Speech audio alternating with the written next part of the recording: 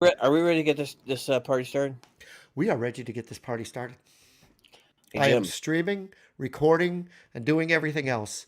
So we could just kick it off. We don't have to do a 1, 2, 3 thing. Okay, good. Hello, Jim. Hello, David. It's been a while. I think we didn't record last week, but we've got like Been a 3 episodes while. in the can that have probably just come out by the time this one comes out. Yeah, I Um, figured I'm just gonna pump them right through because my audio was terrible on them, and yeah, I can they'll be suggest old some things news. for your audio too. I'll listen to it and see if there's some things I can suggest for you.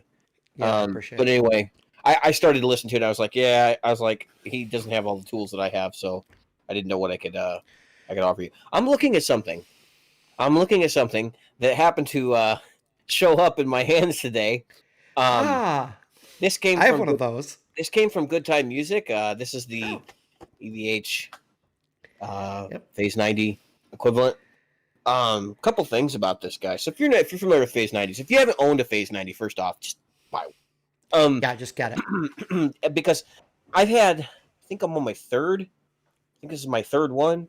Um, I had the script logo, and it seems like I had another one.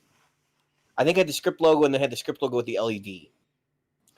And I sold that when I went through my like downsizing period, which is one of the stupidest decisions I ever made because it's one of those pedals like it wasn't the pedal I was after. It wasn't the sound I was after when I got it.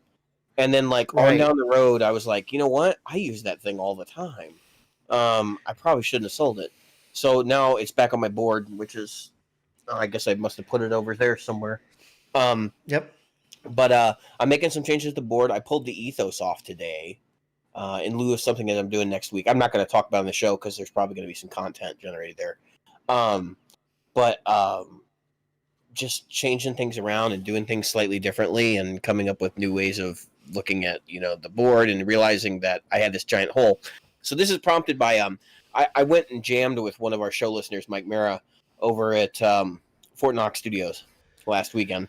Which, if you haven't been to Fort Knox Studios here in Chicago for rehearsal space, they have a really nice setup over there, and it's like in the middle of the city in a decently located area with an actual honest to god parking lot. Um, so you can park and like carry your wheel your gear in, and they Wow. have furnished rooms too. You can rent for like I think it's minimum of $10 an hour, so it's $5 per person, but you have to have a minimum of 2 people. So you can rent these rooms, and they have like Marshall half stacks and stuff in there, and drums, and you can just go in there and go to town. Um, and it was really cool. We went up there and we jammed for a while. And I actually, this is the first time I taken my Mark V rig out and like seriously played with somebody. Because I realized I took it to Gear Fest, not this year, but the previous year Right. because they didn't have it this year. And I Yep. took it. I was rehearsing in Black Death Doctors with that amp. Um, Right. and I just don't think either of those situations lended themselves to like stacking it up against somebody's really good rig. And Right. he's Right. got his craps in order. He's got a Fillmore now, and he's got that Oh, pedal board geez. we talked about on the show. It's just it's just really well laid out. And he's got the right stuff doing the right things, Yeah. and he laid waste to me. Like his sound was so much better than mine was, and he's gonna laugh because I'm sure he's listening to this episode and be like, yeah, whatever. Um, but we do totally different Yeah. things. So like, he's playing a Fillmore like basically clean with like light drives and a Strat, Yep. Yep. and I'm playing basically like mid gain distortion stuff with like extra drives on top to get me into high gain territory, and so I have control over my signal. I've been using the tone controls in my Strats now. Like that's a whole other thing that I've never really experimented with. Um, Yep. and I'm hoping I want to start analyzing tone controls and actually make some modifications because I'd like mine to be more natural. But we can talk about that later. But the Yeah. cool part was we played back and forth, and I felt like I was cutting in the mix pretty well at the end. Right. I was making adjustments as we went, and I hadn't used my pedal board with that amp in forever. But you know what? I'll be honest with you. Yeah. I tube amps all day long. I mean, I know I've been the guy on the show that's like, you got to have a Kemper. digital. Kemper. I still Yep. say you still should have something that you can go direct with. Like you Yep. need that kind of flexibility, so preferably something that's flexible, like you can do multiple things with it. But that shouldn't be like something that you rely on to be your critical tool, especially if you're somebody like me who makes original music. Find Yep. your voice Find the amp that fits you, and find Right. the pedals that fit you. And like I feel like right now, the pedals on my board that are critical to my sound are gonna stay with me for a really long time. And I just stumbled into some of them, like the King of Tone. I almost didn't buy one. Um, Yeah, you almost, even though you were getting it, you were talking about putting it right back on the market. Like, yeah, well, and so then originally I turned it down. Remember, I was like, "Nah, I'm not gonna yeah, buy this. I just don't want to be a yeah, jerk." And then I turned around and like I talked to actually I was talking to Mike about it, and he was like, "No," he's like, "I think you'll really like it because Mike has a Prince of Tone." He's like, "I right, think it might work better for you," because I was complaining that the Tube Screamer has an unnatural mid hum. When you run it in front of like a Marshall or even something any mid heavy amp, it's unnaturally mid contoured. right. Yep. Um, it sounds great in front of a Fender, but if you put it in front Yeah. of like my Mesa Mark V, which is a mid heavy amp, it just gets it's like a mountain of mids. Um, which some people like that, but I and it's not that I didn't like it. It's going to cut well in the mix, but the problem is it's going to cut well in the mix. Like it would be too ridiculous. Right. Yep. Um, I, so I've been thinking about a Mjolnir, yeah, yeah. but I'll tell you why in a little bit. But go ahead. Yeah, we should talk about that because I'm already starting to look at things that like I would like to add to the board.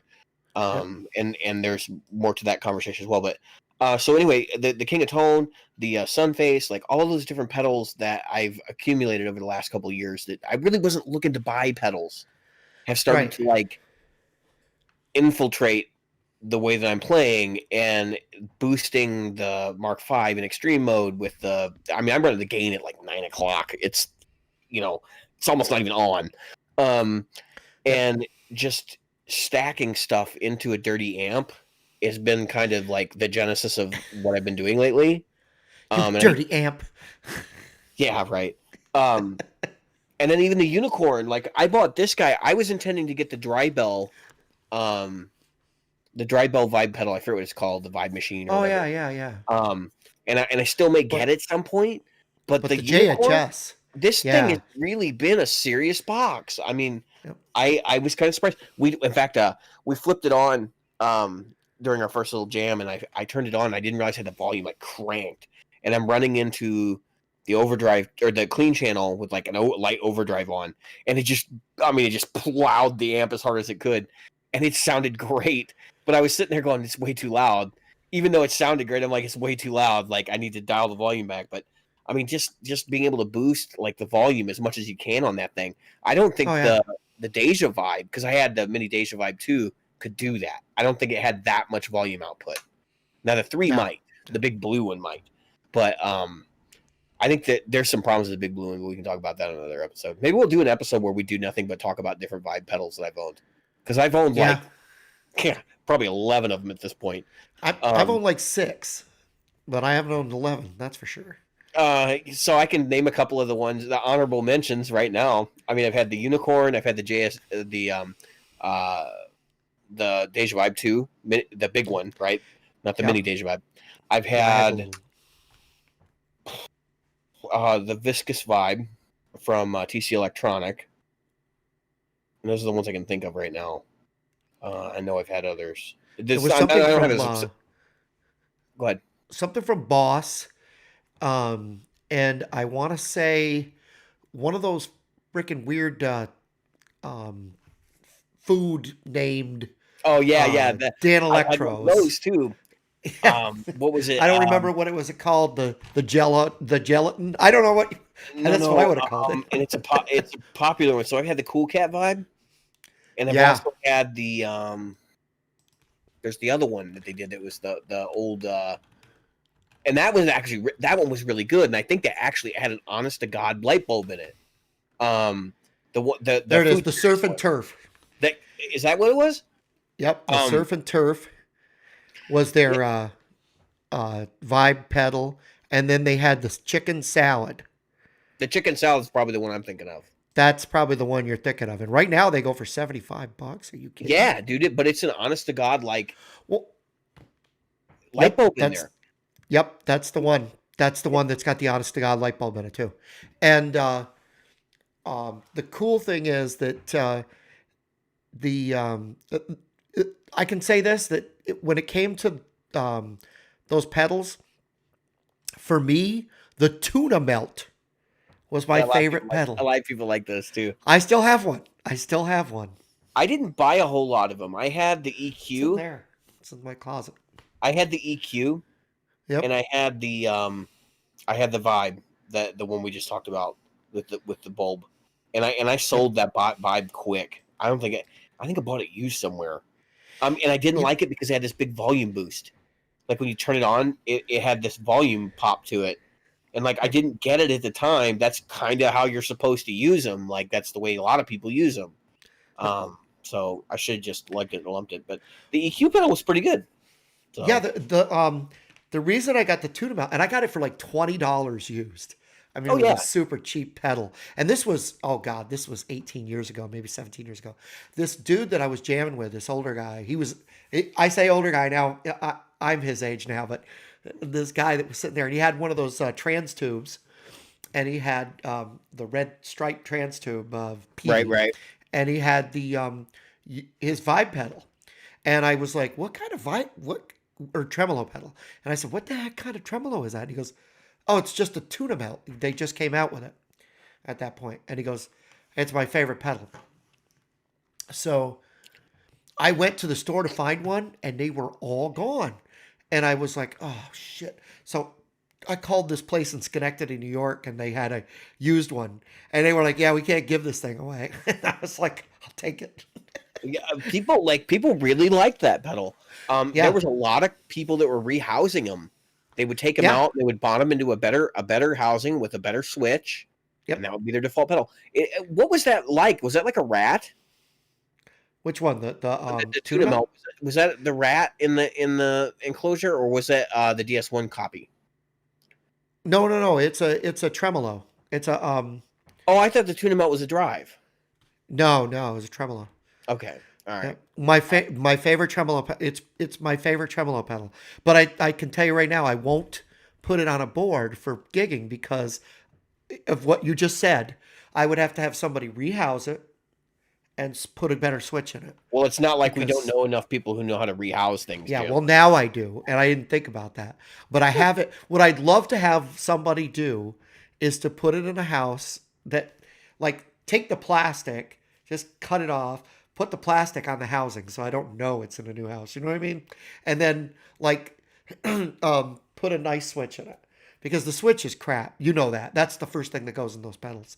Is if you Yeah. don't break the plastic It's housing, you bust the switch. what was it like, the die cast? They had like a die cast button or something, and it's like I was Yes. always like, if you just drop something on it, there's gonna be a big dent in the button. Like they were not well built pedals. They were made to be cheap, and they were made to be effective for people who are like, I can't afford pedals, and I want to buy a couple of them just to experiment. And they were totally aimed at the beginner market. They didn't even come in boxes or anything. They came in blister packs. You remember Right. they were like a plastic package that you had to cut open. Yeah. The And weirdest.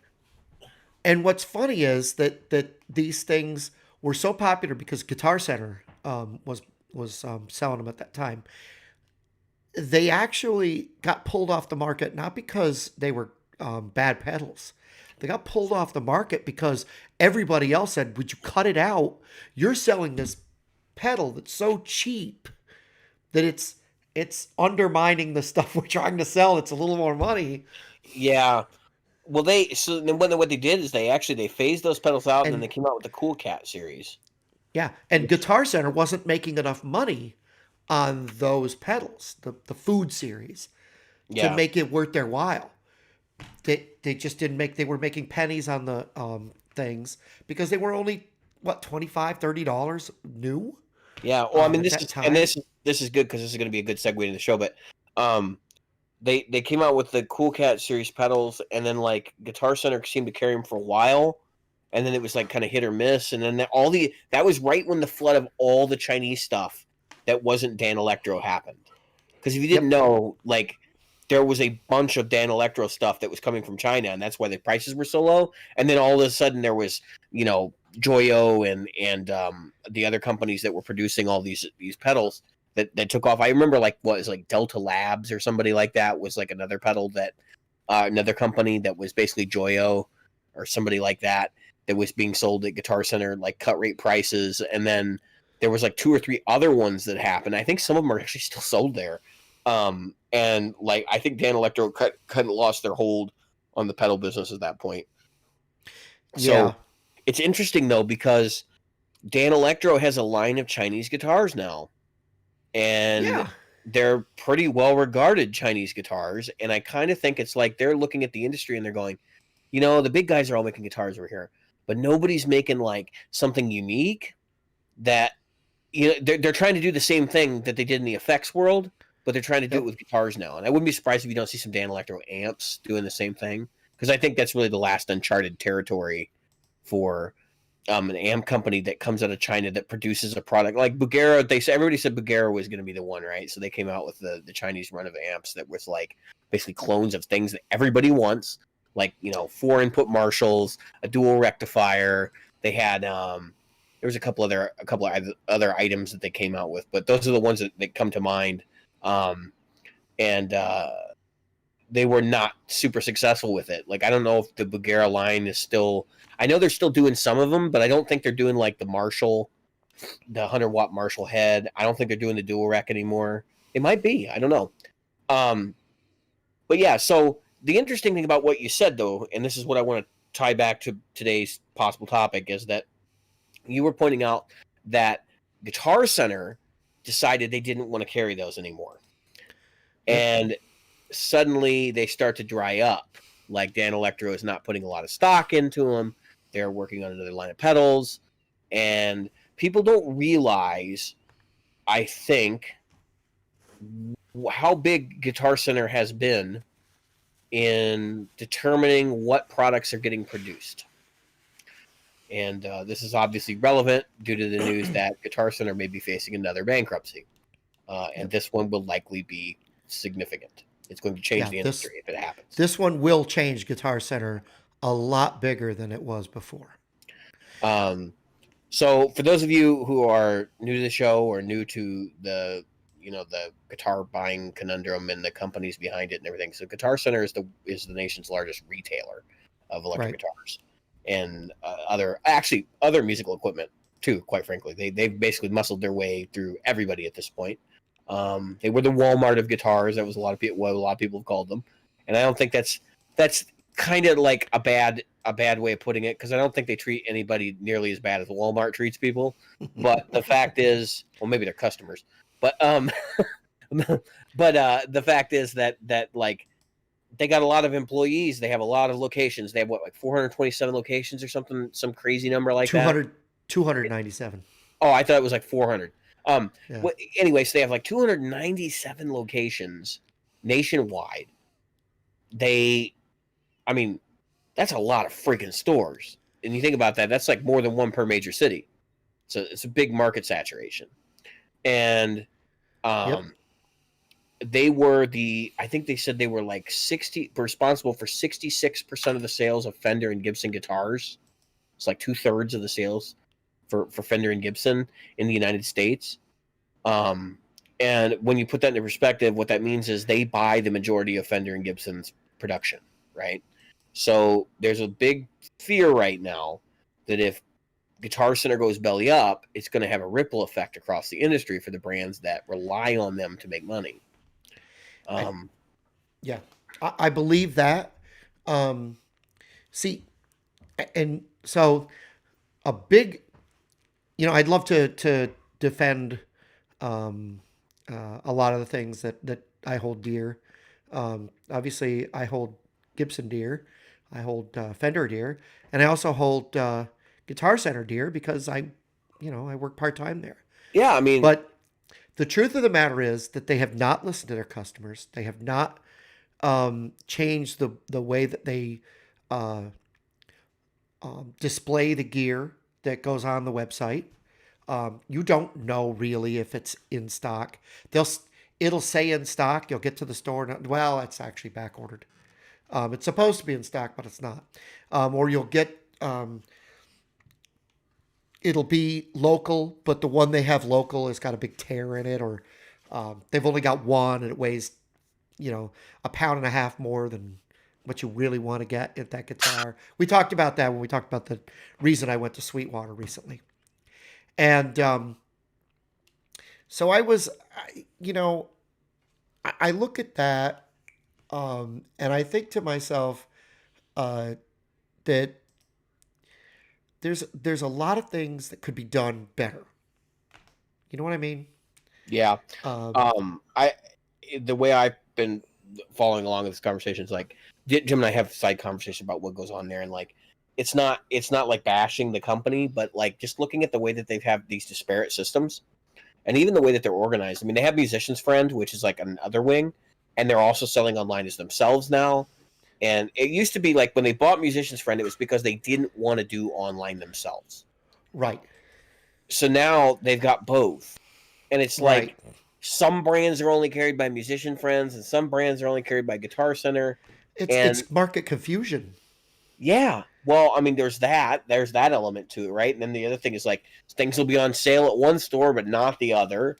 And when you Yeah. call in, you're calling to a call center and then you're getting routed to one part or the other. I mean, Why um is there a stupid deal of the day in Musician's Friend, and then a Guitar Center some other deal of deal the thing day they or run? yeah, And um, and Music and Arts is theirs. right. And unless you know that, uh, you wouldn't know that Music and Arts is owned by Guitar Center, and it just doesn't make any sense at I'm not all. totally convinced that music and arts means anything to that corporate entity. Well, I think that so Guitar Center has been um, because of the way that it's seen as a Kmart or a Walmart of guitars. I'm not sure what direction they want to go in. Do they want to put themselves as an online retailer with Music and Arts being their storefronts now, as far as like, because Music and Arts is known because that's what they did. They went and bought up a bunch of uh, little places and then allowed them to keep their lessons, which is really what was their bread and butter anyway. And then Guitar Center is sitting there going, "Yeah, we'll sell stuff to the your patrons." And Yeah, so now that's their you know that's their funnel. And right. I don't know. I just don't know because they could keep their big ones, the L.A. and the New York, and the I, Chicago and stuff like I think that. that's inevitable. I'm gonna jump off and take a break for a second. My cat's into something in the kitchen. I got to deal with it. Okay, all right. Let me write down the time. I thought I heard something. A can or something. That no, he doesn't. Well, he's in here licking on something. He's probably licked it, pushed it underneath the stove or something. Yeah, it's right there. Jocelyn fed him. Make sure the lid was closed. Oh, you know what? No, no yard.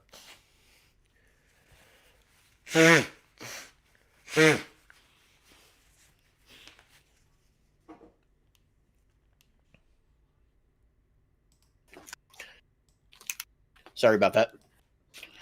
That's all right. Let me write the time down. Okay. I think it's inevitable that they keep their flagship locations, so the ones that are in major cities. I maybe they look at that market and they look at what stores are doing really well in the market, and that's the one they keep. Like for here, I could see them keeping Arlington Heights open, maybe the city, and then closing the rest of the locations.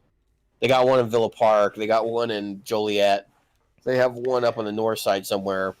I think Highland Park. And Yeah, and see, I think for the north, for the Mid Atlantic, we are the closest one. Then there's Richmond, which is 3 hours away, and then there's DC, and there's one in a place called Midlothian, which is on the other side of Richmond. right, Like, there's no reason to have two Richmond stores. Either close Midlothian or close Richmond. Um, and the same with DC. I can't see any reason to have multiple stores in DC. it's Um, not big and enough. this DC is not as big as people think it is. No. Actually, DC is the funniest town if you ever been there. After 6 o'clock in the evening, it's like dead on the Yeah, yeah, inside. yeah. There's nobody there because there's nothing going on. And so everybody who talks about DC, they're like, "Oh yeah, I grew up in here." They're really saying they grew up in Arlington or they grew up in you know, Yeah, one of the other those areas. towns And is right near there, yeah, right? they didn't really. I mean, some people did grow up in DC, but when you go there at night, it's just blinking lights and no traffic in in Well, DC. yeah, in DC proper, like Yeah, if you go a couple blocks north, like Chinatown, that area, there's right. stuff going Then on. there's But right. like the mall, yeah, it's completely dead. Yeah, Um, that was all I was pointing out. But anyway, yeah, no, I mean, they're gonna have to make some hard decisions. But what's interesting, then this is actually the part that scares me the most, though, is that the divestment of investiture that's happened from companies like Fender and Gibson, which, by the way, own multiple brands that are yep, heavily invested in yep. Guitar Center's. They're in Guitar Center Future, wallet. So here's the deal. This is how bankruptcy works. I'm gonna break it down because I think a lot of people when they hear the word bankruptcy, they think that like whatever company's filing bankruptcy. It's not really how that works. So they file bankruptcy, yes, but what they're actually doing is filing for protection from their creditors, which means right, that somebody, and I forget who it is going to be calling the dead, and I think it's mostly real estate companies that they bought real estate from, right, um, are starting to file lawsuits because they're defaulting on right. rent payments. Rent, And so there's a lot of money that's on the table. And so what ends up happening is in order for them to say I can't pay you, what they have to do is go declare bankruptcy. Then what happens is the bankruptcy court says, okay, you're going to pay all of these companies an even amount, and they're going to go away. And then your credit's basically ruined for however many years where you're going to have trouble. Your credit rating is going to be downgraded again, which theirs is already in the toilet. Um, oh yeah, as a result of Bain Capital and all the stuff that happened after Bain Capital. And so I don't see. I mean, honestly, like everybody's saying, what they're going to do is a debt equity deal, which this is basically where they will sell off assets, yep, intellectual property or otherwise, yeah. and basically to make up for the amount of money that they owe their creditors. Um, or give them a stake in the company. So that's actually probably what's really going to happen. Is they're going to say, okay, so, but if you're a real estate investor, and Guitar Center is telling you you can have 3% of the company, you're not No, going to accept that. You're going to say, no, hell no, I don't want your no. company. Give me money. So I don't know how this is actually going to end up. I don't know how this actually ends up panning out. But Well, from the perspective of um, what this actually means for the company, I mean, they're like what, like $400 million in debt or something? oh yeah, yeah. No, Crazy that's the number. payment. That's Oh, the that was the payment that's payments due. are over, right? That's the payment that's due in November. It's not going to get paid. It's just not going to get paid. So here's what I see in the future, and you can call me out on this, but let me hear me out. What I see is a future without with a lot less guitar centers, possibly losing ours, which kind of sucks because all right. So what you would most likely think is okay, a mom and pop is going to suck up the Not it, necessarily. not necessarily, and especially in not in these times. The truth of the matter is, they'll probably go to a more Sweetwater type approach. Um, Well, and there, for go ahead. somebody, here's the thing that I see though that's a positive is okay. When I grew up, my first Gibson I got from a little dinky store next to a Radio Shack, in Glens Falls, New York. Okay. Yeah. Well, it wasn't even in Glens Falls. It was a little town outside of Glens Falls. So that's because they didn't have to carry 45 Gibsons. They could have a few. But then something happened. Again, you had your Mars Music and your Guitar Centers and stuff like that. Where then, and these bigger stores and these more elaborate stores that can afford to have $1 million in inventory, and some of it, a lot of it being Gibson and Fender, because Gibson and Fender have huge buy-ins. And anybody that knows that wants a franchise with them, the big three, Fender, Gibson, PRS is the lowest buy-in, and Fender and Gibson are huge. Um, so I see a possibility of a future of seeing more Gibsons at mom and pops and more Fenders at mom and pops because now they're not going to have that huge store. But there's another possibility, and that is Sweetwater gets more of that funneling. Now, what I've never understood is Fender and Gibson would have the ability to just, if they're going to do that, unless they really need a middleman, just create your own. I mean, let people buy direct. You know, um, Yeah, you're talking I don't about like know. a Fender retail store, a Gibson retail store. Yeah, or at Um, least the custom shops going more direct. I yeah, I mean, I mean, don't know. so here's the problem with the musical instrument industry and why it's taken so long. Like every other industry went full hardcore right into the realm of online sales, Right, right? And here's the difference. You can buy a gun online, right? Like and I know this is a terrible analogy. People do buy guns online. They buy right, them and they get delivered to an FFL and they have to go, go to the local dealer to pick it up. And basically they're dealers that don't really actually carry anything. All they are is an FFL. right, Um, right, right. and I use it as a hobby because it's kind of a weird one. You'd think that like because it's something that people say you should buy something that fits you and all this stuff, like you'd want to go to the store and touch it. And it's just that's an experience that's slowly dying, right? But guitars have actually taken longer to get there, and that's because it's such a personal item.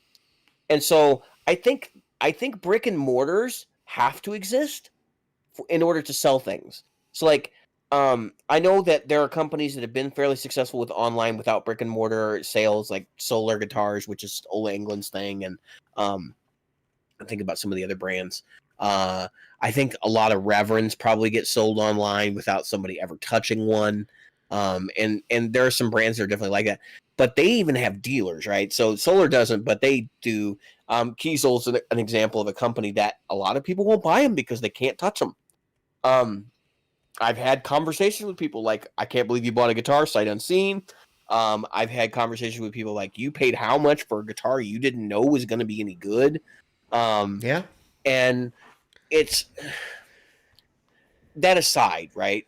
Um, I think you're right. I do think there's a lot of people today that buy with their eyes and don't really have enough knowledge or know or wherewithal to know that like Strat A in white is different than Strat B in white, and that they play differently, and that one has more potential than the other does, and one's wood is better, and what even though they're the exact same guitar, they don't have the discerning ability to pick one up versus the other. But here's the thing. Here's the argument against that.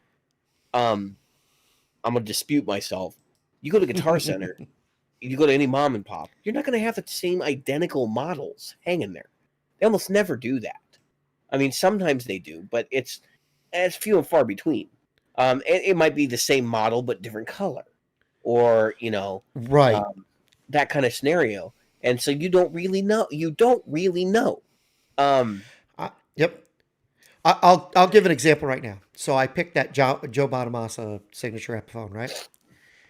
I picked it purely based on weight because I knew that they were all going to look exactly alike, and they'd probably be built exactly alike. So now I've actually returned it. Um, Look, I have a blank wall. That's because I'm moving studios, folks. It's not because I got rid of my guitars. But anyway, I returned that not because I thought it was a bad guitar. It just wasn't. It wasn't for me. Anyway, so I'm getting another guitar. One second. When that one gets there, I'm gonna funnel everything right back out to another one. But anyway, so my point is though, what am I basing this one on? What you just said. Looks are part of it, and then weight. Because in all reality, I don't get to touch the neck. I don't get to, so I'm going with looks, weight, and that is it. It's a dangerous thing, man. Like, um, I bought my first online guitar, I think in the last, that wasn't like a used guitar. I think it was in like the last 2-3 years. I bought that Ibanez AZ. And that's the Mhm. first new guitar I've ever bought online. And Um, you don't have it. I don't have it anymore. In fact, I didn't keep it past the trial period. I sent it back because I said, even though this guitar is everything I thought it was going to be, it didn't have what it took to stay in the stable, basically, and it was just one of those moments. But that's my point. Like long term, that's this, during COVID-19, however long this shenanigans lasts, which could be Right. forever. Um, I'm getting to the point where it's like I'm not even sure.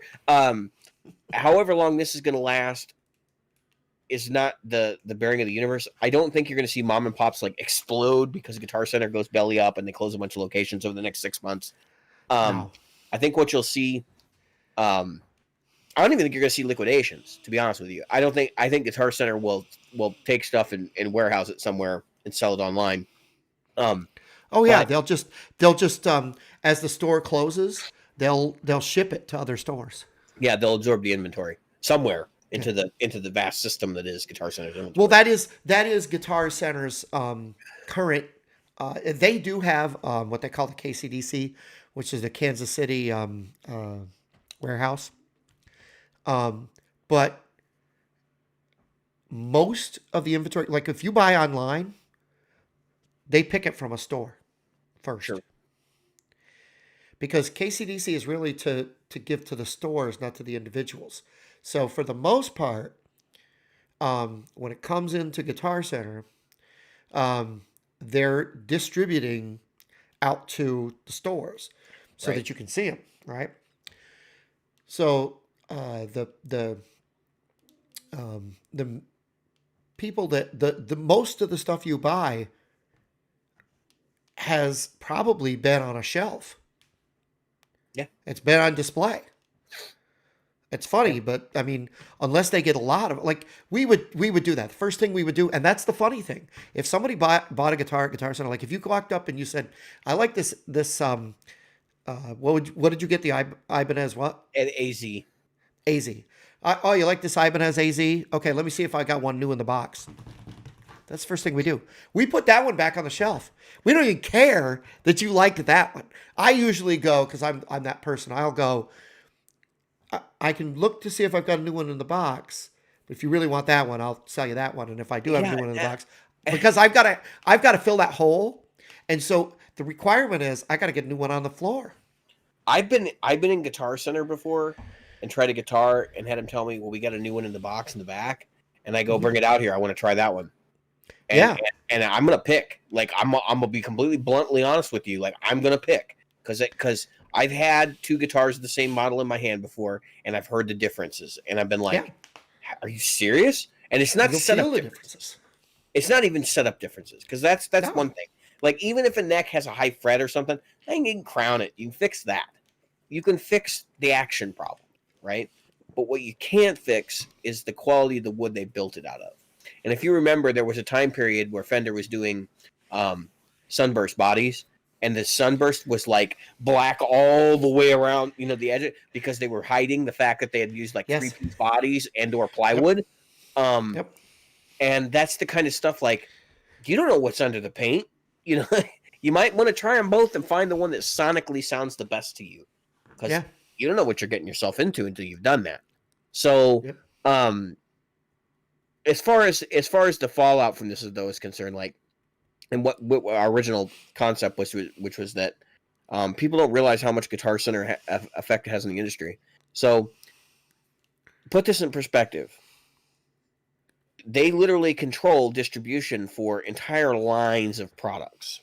Like Behringer has that the what used to be the Behringer line of pedals that's now being sold on our TC Electronics label, that they put in metal housings and started selling it at Oh yeah. The Sky Surfer and all that. really pissed off a lot of their dealers. Now I think those are available to dealers now. I'm not sure, but originally they were a Guitar Center exclusive.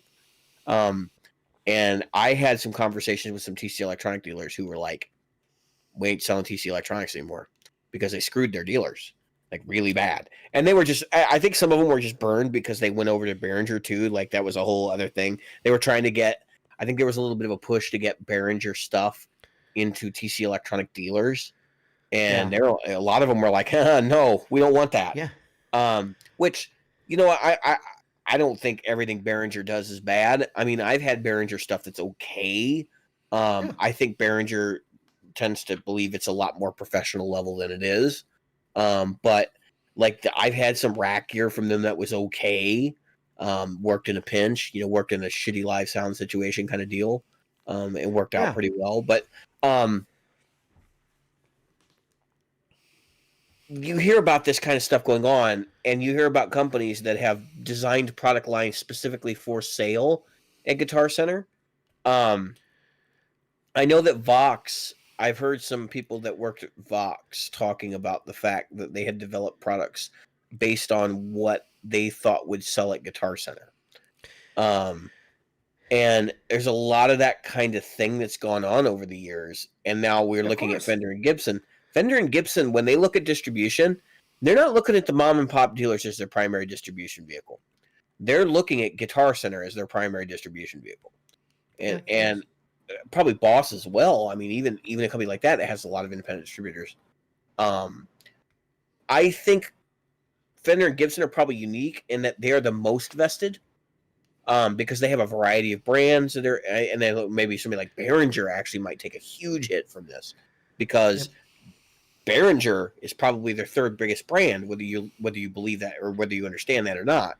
They make a lot of crap for a lot of different people, and Yeah. even if it's not like got their name on it, it probably has some of their components in it. Um, Which is why some of those folks are willing to say, okay, we're okay not getting any money from Guitar Center right now, because of the fact that they want to see them get out, get out from underneath the debt.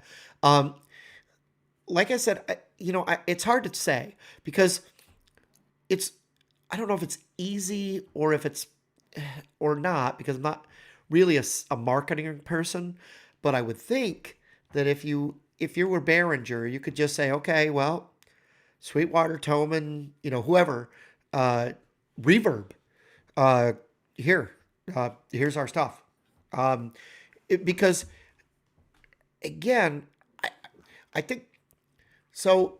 Obviously, here's the thing, because I said something earlier, and I don't want people to go, oh my God, no, because casino guitars and this guitars and that guitars, they all carry custom shop Fenders and custom shop Gibsons. No, I wasn't they saying that do. they would, yeah, that they would only go, but they could do more direct sales or any direct sales for that matter. Um, or maybe, uh, that because let's face it, if you're okay, so here's the weird thing. We've talked about this before. Not everybody who buys guitars buys them to play them, right? No, Sometimes right. And a lot of they the buy Fender them and to Gibson market is people that buy them to hang them on the damn wall. right. So if I'm buying a custom shop Fender, right, or Gibson, and I'm putting $12,000 into it, it's highly likely, even if I'm a professional musician, that I'm sticking it into a sock and holding it until it's got some more value and then selling it again. Or and there are people who are doing this. And we talked about this in one of the episodes. I don't know if we put it out yet. That where pop, what is it, Funko Pops? Um, there are people that run out, they buy them day one, and then put them up for sale next day. Heck, I was trying to get my because DC Comics is bringing a lot of their stories to a close, so I went to get my Batgirl 50, and it was sold out before I got to the store.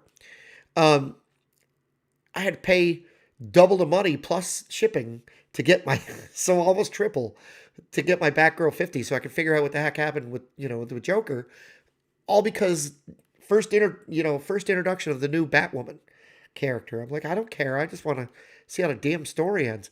So the point I'm trying to make is that people are buying this stuff and some of them are just putting it away, right? I Sure, don't know sure. it's such a I don't know it's such a great investment. I really don't know, but It's it, not, but there are people that are delusional. It's just like when the Wii came out and people yeah, bought 20 Wii's from wholesalers and then yeah, tried to auction them off on eBay for like $150 profit. yeah, And you really think they exactly. made that much money off of it? I hope not.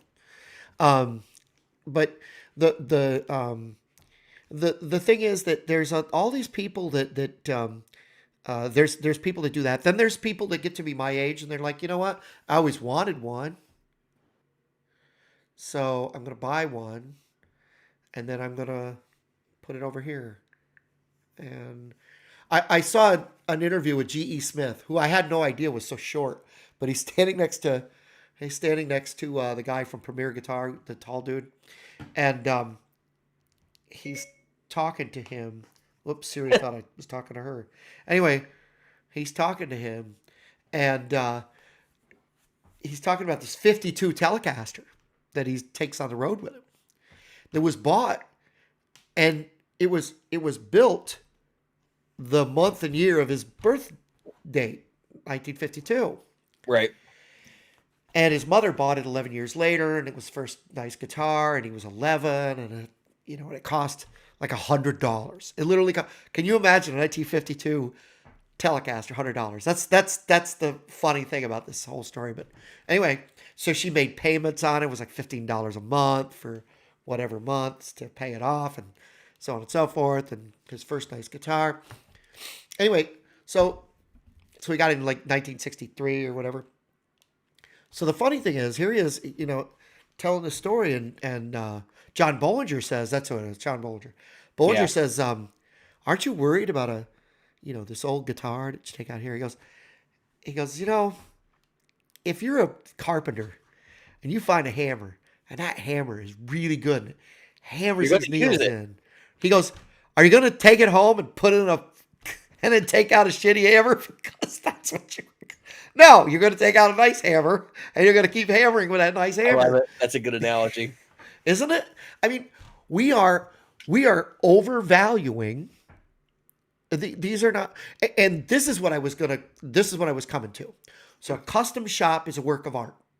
A PRS, a lot of these PRSs, the Dragons and everything, those, and a lot of the core line, they're a work of art. Almost anybody will tell you a PRS SE are one of the greatest values that you can buy, right?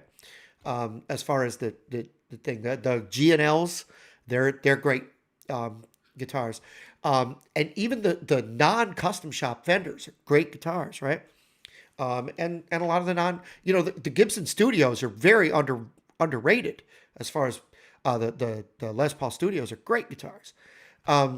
So my point is, you don't have to have a shiny, nice, great, awesome looking one. And now there's so many great values at $1,000 and less in so many guitar companies, and so many of them. It's hard to say to someone we should still have these storefronts, because someone that's going to buy a $2,000 or $3,000, $5,000 or $12,000 guitar needs to be able to put their hands on it. No, and I still think that even the sub $1,000 crowd still wants to touch them before they buy them. Yeah, there are people like me that want to touch everything. Well, I mean, I just think that the vast majority of people that are like under 500, maybe somebody will take a chance on it. Maybe. Yeah. I think if it's over $500, it's still a lot of money for most people. Now, so here's the interesting thing though. So you're thinking that we may see like Fender or Gibson retail establishments. I don't think that's the case. I think it'd be stupid to do it, and I'll tell you why. Because they already have a dealer network sitting there, Right. and Yeah. all they have to do is invest in that. That's all they've had to do all along to protect themselves from what they knew was coming. They got a warning shot 10 years ago. Like, that's why I'm sitting here watching this go play out, and I'm going, this is the insanity of our industry, was that Guitar Center was always going to end up this way because they didn't make the changes necessary, and Gibson and Fender stayed invested. These are the two biggest musical instrument retailers in the United States, which that's the thing I want to point out. We're not talking about guitars. We're talking about musical instruments, as in everything. Because Gibson owns what they have, like, they have Pioneer now. They have, like, all these other companies. I don't know if they still own Pioneer, because they've obviously gone through their bankruptcy, which may, in fact, be partially linked to this bankruptcy. Here we go back again to developing products to suit a market that is very, very specific. We don't know the level of communication that was going on between Guitar Center and Gibson that drove Henry Juskowitz to design that monstrosity that they ran over with freaking construction vehicles. And that's the insanity of this. Like, there's so much crosstalk and feedback that goes on between dealer and company that to develop the product lines that they're going to sell, that I almost get the feeling that some of the stuff that's been sold by Guitar Center over the years, it's like is has been exclusively designed to sell in Guitar Center. Like the marketing teams are working, collaboratively to make sure that happens. And I really feel like everybody's heard it. We've talked about it on the show before. They screwed their third party dealers. Unless you're a Wildwood or you're a Chicago Music Exchange or you're Sweetwater or American Music Supply or one of these big companies that can move a lot of product. And I know people think like Chicago Music Exchange, well, it's a one store location. Listen, they owned Reverb.com for a while. The same guy that owned that store owned Reverb.com. So like, let's just put it in perspective. They're a lot bigger than people think they are. Yeah. And they do a lot of internet business. And Wildwood has, they're probably the biggest custom shop dealer of Gibsons in the country. Yeah. And it's the reason why I bring them up because they're like part of the big five, right? Right now, they're probably part of the big five. And so as you look at the situation, you're going, why didn't Gibson and Fender, like their marketing team, say, how can we start to like diversify our dealership structure? And that's because they were so in bed with Guitar Center and so entranced with the fact that Guitar Center probably was selling, Well then, I would say 60% of the industry. That they weren't reading the room. yeah, If that is the case, the marketing team did a shit job, and they weren't reading the room. Because the fact of the matter is, all those things you're talking about were well, not everything Fender did, not everything Gibson did was a shit show, but a lot of it was. Come on, the Fender X or whatever you're talking, or I mean the Firebird X and the. I've been a member of this show's community for a long time. This is a 60 Cycle Hum T-shirt, and there's a certain that community. I want to talk about that for a minute because, and I'm not. Listen, I'm still a member of that community. I still listen to that show occasionally, and I try to listen to as much as possible. But I just got so much crap going on. The one thing that I observe by being a member, by being a fly on the wall in that community, is that a lot of the guitars that Fender's been putting out, and I'm going to pick on Fender because it's easy to pick on Gibson, right? It's harder to pick on Fender. Fender's been putting out offsets de jour. They've been putting out very specific like genres of music, like signature models and things like that. And they've been very focused on this very specific target market. And I feel like there's a lot of cross pollination between that target market and what's going on in 60 Cycle Hum's community. And I think that the community is like a lens for a much larger audience that's out there. And I think Chicago Music Exchange focuses quite a bit on that same target audience. But you know what's funny about Fender, and this is something that I wanted to point out. This is actually why I brought this up. A lot of those offsets and stuff are being sold at like Guitar Center. Like that's where they're going out of, right? And I wonder if the marketing team is like collaborating with them to come up with ideas like the parallel universe thing and all this different stuff. Here's why I say this is weird. So that community, they would much rather buy used than new. And I think these guitars are a big hit when they first show up, and then it just right to the ground. Because once there's enough of them that saturates the used market, nobody's going to buy them new. They have to keep producing new versions of the one that comes to mind is the J Mascis Jazzmaster, or stuff like that. Or, guitars in that vein, right? New parallel universe models. Remember when they did that new parallel universe every month thing? Yes.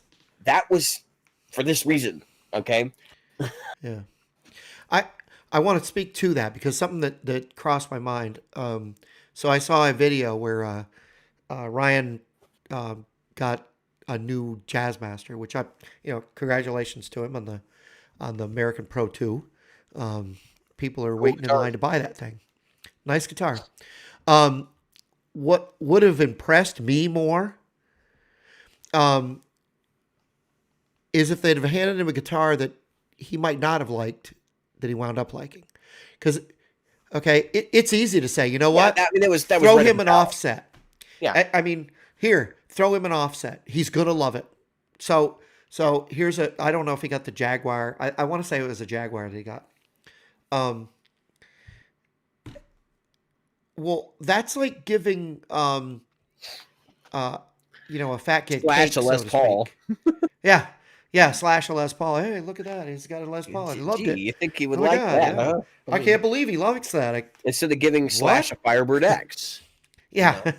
Oh, look at this. Um, A piece of But no, but the point is that if they'd have given him a Strat or a Telly and he went, wow, this is really good. Wow, I can do this, but I can because he's got a bunch of offsets. Give him something that is different because that was his first. I didn't realize that. About yeah, Ryan that he never had an American made one that was that nice. So this was his first American Fender. Fender. It impress him with your flagship. Yeah, Um, I don't know. I think that would have impressed me more. It would impress. I think it would have impressed a lot of people, and would have made an impression to say, "Oh, look at this," because there's plenty of people out there that are going to sell your offsets. Your offsets are going to. Right now, the Pro Twos, it's hard to get one, right? And I mean, you'll get them soon enough. It's not like the PlayStation 5 where you're going to have to wait until next March probably to get one, but um, it's still a little more difficult to get your hands on. Uh, And I think giving him, or at least giving him like, hey, here's one of the pine ones. This is kind of cool because it's super light, and I know that's what you like. And here it is in a Telecaster, and it's. I know you're laughing. it's really And hard for me not to get the. but I mean, he gets it for free, and Here, then I he have this goes, Driftwood wow, this guitar. is. And then he goes, wow, this is not only nice, it really is worth the $100 upgrade. So he's the kind of guy you need to impress. Impress him, but impress him with something that he would not normally buy. I mean, that's the kind of guy in 3 years or so when he's got a little extra cash might actually go out and buy a Pro 2 Jaguar anyway. But while you're while you're trying to hit your market, impress them. I don't know. Maybe I'm a bad marketer. Maybe it would suck. But I would think that if I could impress him with something that he wouldn't normally buy, that would make it like, wow, yeah. Instead of giving the fat kid cake, give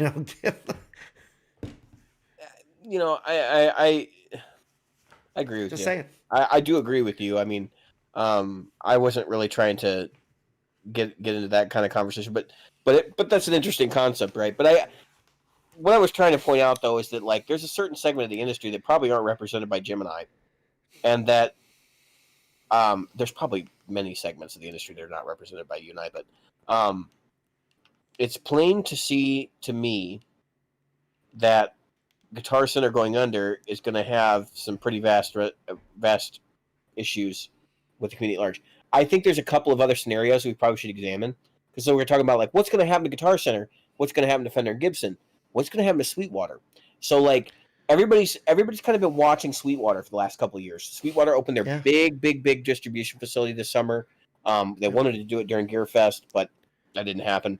And so now that the big distribution facility is open, I kind of wonder with Guitar Center going under if they don't try to grab a few more retail stores and maybe have some showrooms in some different places.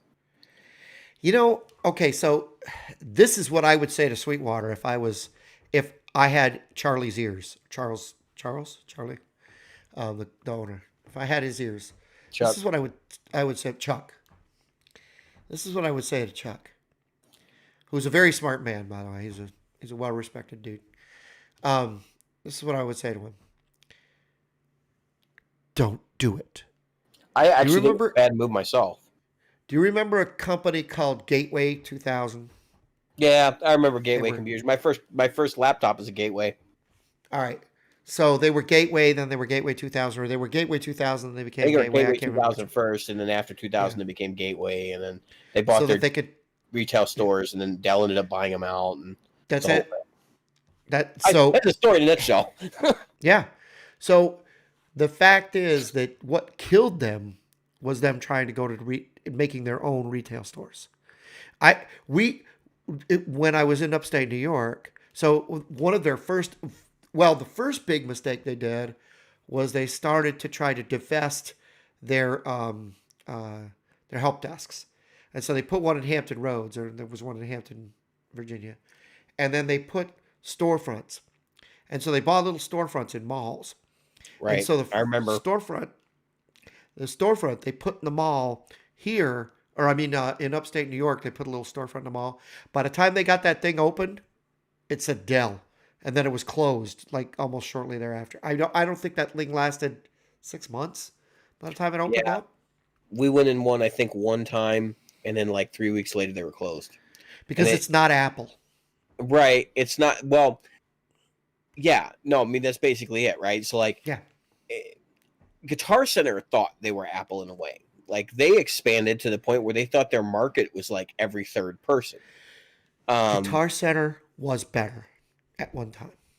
no, I know, but I'm just saying when they expanded back in 2009 and they bought like another 100 stores, they were out Yeah. of their minds. In the middle of the economic downturn, they expanded. I get the mindset, Yeah. but they weren't being realistic about what their market was. No, yeah. So I think that Sweetwater's doing what it's doing, and it should continue to do that well and just No, stay there. I don't think Sweetwater has a chance in hell of doing a retail thing. That's what I'm saying. They don't if they did that, they would be going down the same path that Guitar Center did, which is to realize that number one, it's going to dilute their brand because they can't possibly have the same level of customer service in a retail location that they provide currently at their main campus because And the there's other, no oversight in a retail uh, location. that's exactly what I was going to get at. Oversight. That has been the downfall of Guitar Center when it overexpanded, was when they started exploding in the mid 2000s. They they forgot about oversight. A lot of those stores, like I've heard of people talking about Kmart's they've been in or Big Lots that have been better than freaking Guitar Centers. And I'm like, I cannot believe some of the stories of how dirty, how rude the people are, how Mismanaged, um, mismanaged, out and out thievery and lying. disparate Um, computer systems.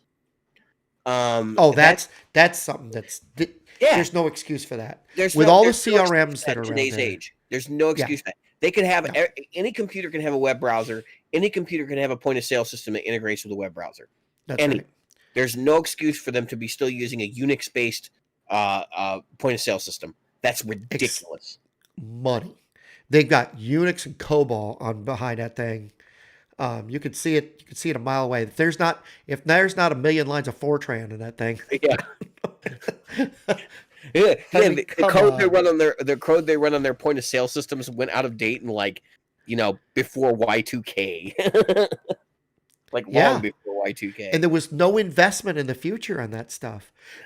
The fact is that people should be able to walk out with strings and straps and stuff like that. So they should be able to do where they what do you call a self checkout type thing. But do you know how hard it is? I mean, until I got behind the counter at place, I had no idea how hard it is to just check out some of the Oh yeah. simplest shit. Oh yeah. Running the Come point of sale on. system there is just pathetic. I've had conversations with employees there, and I'm like, how are you guys able to do this effectively? Dude, I was there for 4 hours one day checking out because the transaction I wanted to do was complicated. And it was The, like it was just nightmarish. I had to have managers sign off. I had to go back. I had to actually call my credit card company because they dinged my credit card twice. It was a disaster. It took me well, 4 hours to get out of that yeah. store. So they if you just a simple trade. Let's say you come in, you want to trade something for something. Simple. Just a simple trade, right? You got a I don't even care if it's a $20 pedal. You got a $25 pedal. I want to trade this. Well, now I've got to go and I've got to look it up online. I've got to find a value for it in our system or in eBay sales and whatever. I've got to get the value. I've got to perform that transaction in that system. Then pump the money over to another system Yeah. Yeah.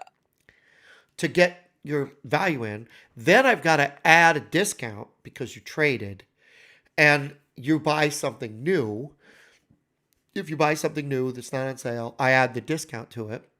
Um, Welcome to Guitar all Center. this all this stuff, and then if it doesn't ring up correctly, I gotta get a manager or a certain level of cashier to do the job. It's like, come on, you, this should be automatic crap. I should Yeah, be able to, in the same transaction, take your pedal and give you a guitar. And now you always wonder. Here's the other side of it that really sucks. So you know why all the pictures are crappy? Because we have to have the picture up online like that. There, there's this thought process that it's better to have a picture, the crappy picture, than none at all. So what I have to do is I have to, within a certain amount of time, get that picture or that pedal in front of that crappy white sheet that's been hanging there for months because we can't yeah, take it down yeah, and wash it. yeah. It's Put it in starting to front of turn a white yellow. sheet. It looks like the Declaration of Independence. You put it in front of that white sheet, and then I've got to take a digital camera. Can't even be a good camera. Like I can't take Yeah, my cell like phone it's and like a take a good 10-year-old picture. digital camera. It Yeah, is literally it's like a 10. Nikon Okay, Coolpix. yeah, it's literally a Nikon Coolpix. I have to take a picture because at certain points of the day, what they do is they take the memory card out of the camera to put it into the computer to then download the pictures, and the camera runs out of battery, and This is like, and that's done by the salespeople, not by the people in the back who are and so this is worse than um, Kinko's. if you, and here's the other thing. So the people in the back, let's say a guitar you special order something. Guitar comes in. They write your name on a tag and they slide it into a slot wherever it fits. Slot. So now you come in and you go, Jim, ordered a guitar. How much money are you spending that moment with me? How much money are you spending and giving me commission at that moment? None, right? Yeah, None. So do I want to do that? No. So I always try to find some clown asshole like me to go back, who doesn't care about his income from the place, yeah. to run in the back, to spend 15 freaking minutes, maybe an hour, looking for your fucking guitar that you bought. There's somebody decided to hide behind all kinds of other crap that other people had. Instead of putting in any kind of like logical order, oh, look, here's what we call the alphabet. I mean, maybe we could do that. Maybe we could put it by order number. Maybe we could do something. No, Maybe you just could track shove it it with in there. RFID and use Yeah, a Wi-Fi network to find it. but no, we go in, and I look around and I look around and I look around and I look around. Then I come out and I go, hey, I need a second set of eyes. Or it'll go, oh, here's another good one. Oh, you wanted a Boss Katana, 102? Okay, Yeah. I gotta go in the back and get you one. I go in the back and can't find it. That's because they shoved a bunch of other boxes and they sandwiched the one katana that's left. That's the highest selling freaking thing in the Yeah, place. that should be like right up front by the door. Yeah, and so it's hidden behind four acoustic brand acoustic amps or whatever. Or it's, why isn't all the Boss stuff together and all the orange stuff together? I'm like, why is this thing such a fucking mess? And the guitars, I'll go up. Here's a personal one that hit me home. My hummingbird. So I bought my hummingbird. Like, yeah, Right. got my hummingbird. All right, well, I work here, so I'll just go up and get my case. I spent 45 freaking minutes looking for my case. There's only like 12 cases up there. None of them were my case, which means some jackass gave And your some hummingbird other case. dipshit my hummingbird case, and now I've got to get a case, and they're like, just take a hummingbird case. I'm like, I don't want to take one that's down there. So now I go downstairs and I write down all the freaking serial numbers so that I don't. And So then you I can figured out, make sure you get the right one. because otherwise I'm thinking, now I don't have the picture, the baby picture of Sort the of guitar and everything. authenticity or any of that. Yeah. These are, and what they're supposed to do, and what we do is we write the serial number of the guitar on the box for the case. But if somebody goes up there and doesn't put it away properly or doesn't give the right serial number to Just the doesn't person, care. because they don't care, because they're in a hurry, because you're commission based, and Well, so it's about getting people out of the door. yeah, but let's ask a question. I got two questions. The first Sure. question is, when you have a job where you have to take digital photos with a Nikon Coolpix in front of Yeah. in front of a dirty blanket, and have to like dig It's a through sheet. boxes and crap in the back, so and not even get paid for it like in the right way, Right. um and deal with stuff like missing inventory and all that kind of thing. Why on God's green earth would you care enough about your job to actually do it well? I mean, that Exactly. duh. Because um unless you're a person who's in there, like if you're a person spending a couple $100, I don't care about you, because I want you out of there as fast as possible. Because I can pump out $200 customers, all day you long. know, all day long. And I can get, if I want to make, here's a typical day, okay, for an 8 hour day. All right, I want to try to make, and this is no kidding. Think about this: a a decent salesperson is making anywhere between 80 and $150,000 a month in sales. What does that Yeah. break down per day? Okay. You don't care about that kid's grandmother that comes in and tries to eke you down to that $12 thing. You care about that guy that just walked through the door that you know is going to spend $6,000. You got a Yeah. better shot at getting the big sale out of that person than you do out of grandma. So you run to that guy. And there are people there are salespeople who will knock you down Yeah. to get to the to, and I'm that salesperson that doesn't give a shit, because I'm what I'm what there for the what's the word that they use there that they ask all the time? What's your GP? Right? You've heard this yeah, before. What's your yeah. GP? I know somebody who used to work at Guitar Center. I know somebody who used to work at Guitar Center, and he talked about it. And he basically he'll remain nameless. I'm not gonna out him, although he probably wouldn't care.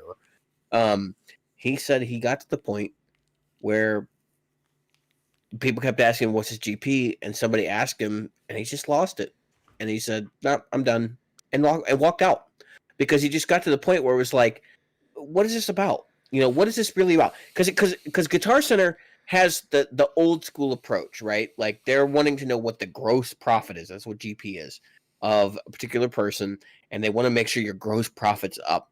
Well, here's the problem with that. Gross profit, and this is why companies like Sweetwater are really successful right now. These companies are not concerned with gross profit. What they're concerned is repeat sales. They want people to be loyal customers because they know loyal customers spend money. And That's right. so they're willing to go the extra Hallelujah. mile and waste some time and maybe not make the sale the last time they were on the call with you because they know when you are ready to make the sale, you're going to call back. That's right. Um, and that's the problem is Guitar Center has gone the complete opposite direction. There's no customer service focused approach there. It's how No, fast can I sell to you? Yeah. there's three things: how fast can I sell it? How much can I put on the sale? What can I add to the sale? Can I offer you some picks? Can I offer some, do you have strings? Do you You need want a this? Do better you need, case. right? You know. Um, the upsell. And the third thing is that stupid insurance program. Oh, good God. Yes. Yes. And so, and I'm supposed to convince someone to spend $5 to insure a $20 item or a $15 item. Dude, you're preaching to the choir. Honestly, like when a store does that to me, that's the biggest turn off. If like Best Buy, you buy a CD, would you like a replacement plan? Are you kidding me? Are you Not that anybody shitting buys me? CDs anymore, but like anything you buy at Best Buy that's not like a media item like that, they want to sell you a replacement plan. I don't care what it is. It could be a memory card. Yep. They're going to want to sell you a replacement plan. My my son bought a set of earbuds and the new Samsung super duper earbuds. Mhm. He buys them. They're like, oh yeah, do you want to buy the replacement plan? Do you know how much the replacement plan was? $20, $30. No, almost half the price of the damn earbuds. Yeah, and screw that. What, they got to I'm replace them like, if it lost or stolen? I mean, are you kidding? nuts. Are you That's kidding nuts. me? And if you look at a guitar at Guitar Center, and you look at the replacement cost or the replacement plan cost, I'm supposed to convince someone who just tried to whittle me down every penny to that Yeah. exact Yeah, it's number. asinine. It's absolutely asinine. And you know how And much then they they profit for Guitar Center? All of it. Because they that is pure purposely profit. make that process convoluted to actually follow up on a warranty that you buy, specifically Guitar Center, because I know people who've tried to do it. They make it hard for you to actually get what you are owed. You pay for it and then you fight for it. And it's so stupid. That's why, like, I forget what it was. I bought something. God, I don't buy much stuff in there. I think it was my Boss RC3 is probably the last thing I bought in there.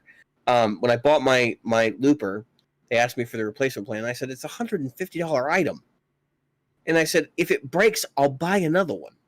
And the guy's like, "Well, you Yeah. sure?" He's like, "Are you sure?" And I'm like, "Yes." I'm like, I've spent thousands of dollars in here in the time that I've shopped here. Do you think I care about $150? Yeah. Like it's my heart hurts. I'm gonna have to spend a little bit of my paycheck.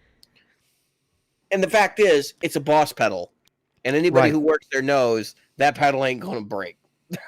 Yep.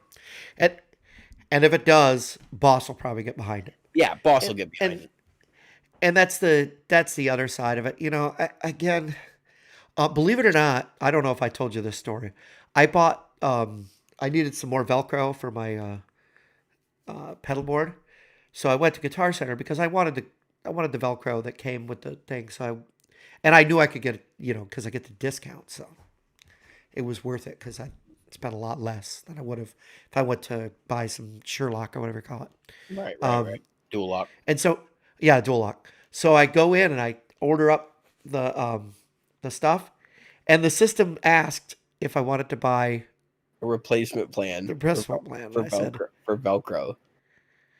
"How the hell does that work?" I said to my because my manager laughed his ass off. He was like, "Jim, do you?"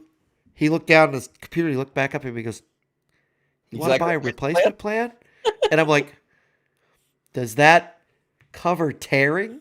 I mean, it's like, so, what, what? Yes, it's ruined. Just get me some new stuff. I'm like, how the hell does that work? Well, I remember. So here's the dumb part about this whole conversation. Right? I remember cable companies saying like you could just take your cable back to the dealer if it breaks, and they'll give you a new one.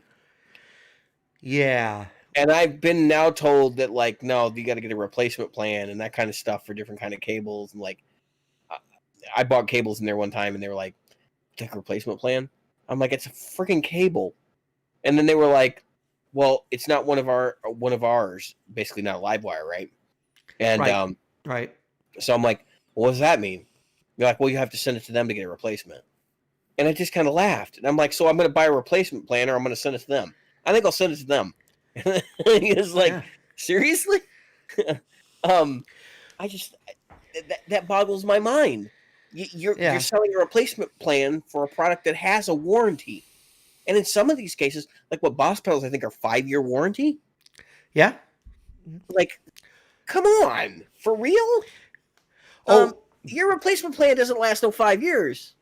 it's like I said, I'm sitting here. I don't want to because I'm not bad mouthing Guitar Center. It's just that I am. I they mean, need to they need but it comes to that oversight thing that we were talking about earlier. They need to rebrand themselves, and the way to rebrand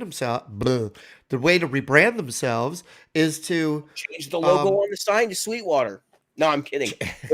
no, It's to take some of the initiative and realize you have to be customer focused.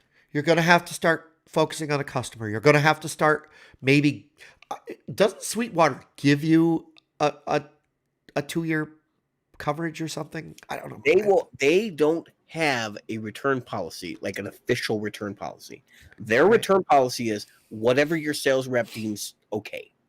Yeah. So As a matter of if you fact, call up your what? sales rep and you have a product you had for 3 years and you're like, you know what, this thing just finally fried and it's a piece of Yep. crap. It's been a piece of crap the whole time I got it, and you have a good rapport with your guy and you or guy or gal, and you don't send stuff back regularly, they're going to be like, you know what, we don't want you to have a bad experience. Just send it in. We'll take care of it. Yeah, with the replacement of the Epiphone, um, he just said, "Well, if you're not satisfied with it, it's fine." He goes, It's normally 2 weeks, or no, I'm sorry, 30 days, but we have a lot of leeway with That's that." exactly what And I said. It's normally he 30 told me days, straight up, but it's not really he 30 days. It's however long we care. yeah, he said it. We have leeway. If it's in good shape when we get here, you just got to cover the shore. And then you know what they did? They covered my shipping. Yeah, yeah. So I'm covered. I was covered going out, and I was covered going back. Not that they would normally do that. There was a little No, that's not thing with that, normal. But I've yeah. had that before too. So But yeah, they covered my shipping on the way back because they boo booed. But the fact that they boo booed and then didn't say, "Well, Jim, you know what? We need you to credit card now." He just said, "Never well, mind. We I've made a been mistake." Yeah, yeah, and I've been charged back before too. So it's yeah, one way or the other. But yeah. you know, I I just feel like they're missing the boat. That's why people were going to mom and pops for years, because they're getting customer service. Well, yeah, And I and know not all mom and pops give customer service like that, but if we had a decent mom and pop in this area, the problem is our mom and pop, they make Guitar Center look awesome because our mom and pop is one of those freaking nose in the air, um, uh, you know, you have to have oh, the reputation to go in there. yeah, you're not here to spend $12,000. We don't want to talk to you right now. It's like, they're, no, if you're not going to buy that guitar, don't touch it. It's Well, it'll be they have a interesting. couple of good salespeople, but It'll be interesting to mm, see what happens now that if Guitar Center goes under, because they're going to have an influx of customers, yeah, and and they're going to have to make some changes, or they're going to have to, or people if are not Guitar going to Center shop there. closes, oh yeah, they'll give mom and pops a bad name. They used to give mom and pops a bad name anyway. I've been dealing with these people, the same company, different people. Some of these guys were born when I started dealing with that place, and I'll call them out. It's Alpha Music down in Virginia Beach. They come across as snotty, and it might be that the drum department doesn't, but I can tell you the guitar guy does. The guitar guys do, especially the one with all the tattoos. I can't stand them. But so there you go. I probably shouldn't go to that place anymore. Jim's But not going. Jim's not going to Alpha Music anymore. well, you know what's funny? When they go to get rid of their stuff, you'd think that they'd sell it at their own store. They come to Guitar Center to sell their own stuff, to sell their stuff, and to get deals. So that tells you how they treat their own people. So I think that's kind of funny that they liquidate their own personal gear at Guitar Center, because it just shows how stupid they are. Because then it's like, okay, no, it tells you how bad their own company treats them. well, no, but I'm just saying, like, you're gonna go sell to a store. I No, no, mean, no, no, no. They have a different. There's a different relationship. It's yeah, oh, I was just saying that if it's like a person, like, let's say I worked at Alpha, right? That I would bring my yeah, personal stuff to Guitar Center to sell it. Why wouldn't I sell it on Reverb? Like, how dumb are you? yeah. Um, No, no, no. They sell it to our people, but oh, the okay. yeah. But the thing is that and they tend to come to us even for used gear. They tend to come for us. They don't get a lot of good used gear because they don't. If you think Guitar Center gives you little for gear, that It's not. Well, it's not even that. Mom and pops don't want to take used gear, nope. like, because it's a hard thing to do on their books, and like, so like my store, the one I shop at locally, I'm not picking on them. They don't take pedals, because pedals don't move, not Yeah, not with their client base, and they're kind of specific about what kind of amps they take. yep, Um, but I've seen cheap guitars hanging in there before. I mean, they'll take a cheap guitar and like resell it, or they do consignment. So that's kind of cool. But I've been in places around here that don't do any used sales. They just don't carry anything used. They will not buy used gear from people, and that's just their choice. And I tend not to shop at those places. It's not because I think there's a certain attitude that goes with that, and generally the stores that are refusing to sell used goods typically are the stores that are not really run by musicians, like not like average street musician kind of people. So like, I say street musicians, I don't really street musicians, but anyway, the one that comes to mind, there's a piano store around here that sells guitars, and the lady that used to run it, the store's no longer in business.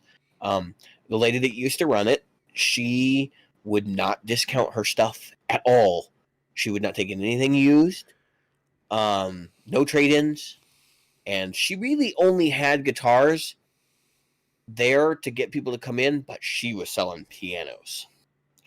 And I think she had a business partner, and I think he was gung-ho and like, we can sell guitars, like that's what sells. And she was just, we're going to sell pianos. And it was so funny because you go in there and their inventory never changed. I was in that store for like probably 5 years, and they had the same stuff hanging there when I started that was there when they folded. And then that inventory actually was sold to the business partner who started up another music shop, and he had the same inventory when he folded, because the stuff they were buying wasn't good. Number one, it was the wrong brands. There was too much buy-in. They did not discount. And when I say they did not discount, they were selling at retail, not or the not the manager, the MAP price. Right, right. They were selling at the full retail Full price. on retail, not MAP. So back in something like 2002-ish, 2001, they were selling Mexican standard strats for $550 when they were $350. $550 if you wanted one there. And they would That's not ridiculous. discount. They would not discount you, even if you pulled out the magazine from Guitar Center that said this is the price of this instrument. There, they were nope, that's not the price we're selling it for. Wow. And that the entire time I was going there, I actually took lessons there for a while. The entire time I was going there, I never saw a used guitar in that store. They would not take them in ever, not under any circumstance. And I just remember that whole situation and thinking they had 3 major brands. It's Samick, right, which was a major brand at that time. And they actually added some guitars. They bought some of the Greg Bennett stuff when Samick started to try and become a real brand. Yep. And then they had Fender, which was amazing to me that they had a Fender dealership. I don't know how they pulled that crap off. And then they had Yamaha. And they had Yamaha because they sold Yamaha pianos. So it was easy for them to buy Yamaha guitars to go with their Yamaha pianos. And yep. That's the kind of parasitic relationship that can happen in a mom and pop, which is dangerous to the industry, right? Where your mom and pop is like homicidal. Not homicidal, they're suicidal. Like there was no way that place was going to survive. They sold pianos. I cannot imagine they sold very many pianos. They probably sold, and a piano is $10,000 to $100,000 depending on what you're buying.